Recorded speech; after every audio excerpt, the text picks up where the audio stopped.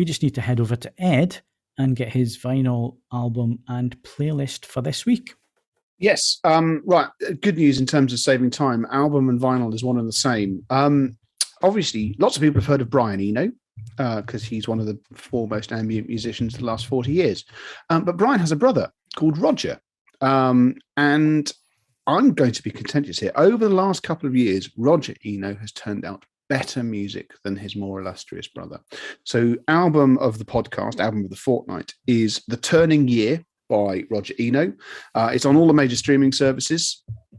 And unlike last podcast effort, which was, ballistic French royal blood-esque sort of rock music, it's gentle. It unfolds at low speed, but it is an outstanding piece of music. It is a beautiful recording, and it is my vinyl release of the fortnight because the label it has been released on is Deutsche Grammophon, and they do not mess around when it comes to mastering full stop, but the quality of their analog releases is utterly peerless.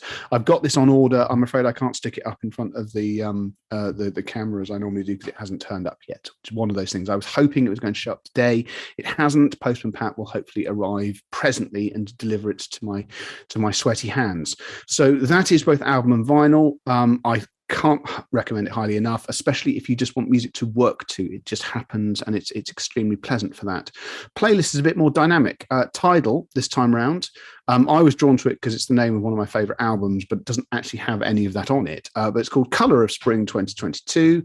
And the description of it, I couldn't do it better myself. Let this playlist of recent favorite songs from around the world lead you away from the winter darkness into the bright and joyous days of spring. And you know what? It's a nice playlist, 37 tracks, 2 hours, 17 minutes and 11 seconds. So it doesn't overstay its welcome.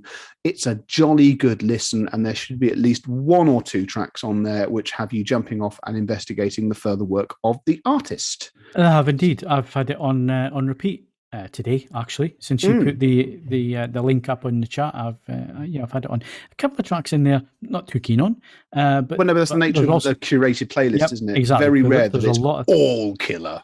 Yeah, but there's a lot of tracks on there who I'm like, oh, that sounds nice. Let's find out a little bit more about this artist, and if anything else that they do sounds just as good. So highly recommend that one, and a lot of feel good tracks. Yeah, it's a cheery, optimistic playlist. Every now and again I do it once. So I enjoyed it, and I hope you guys do too.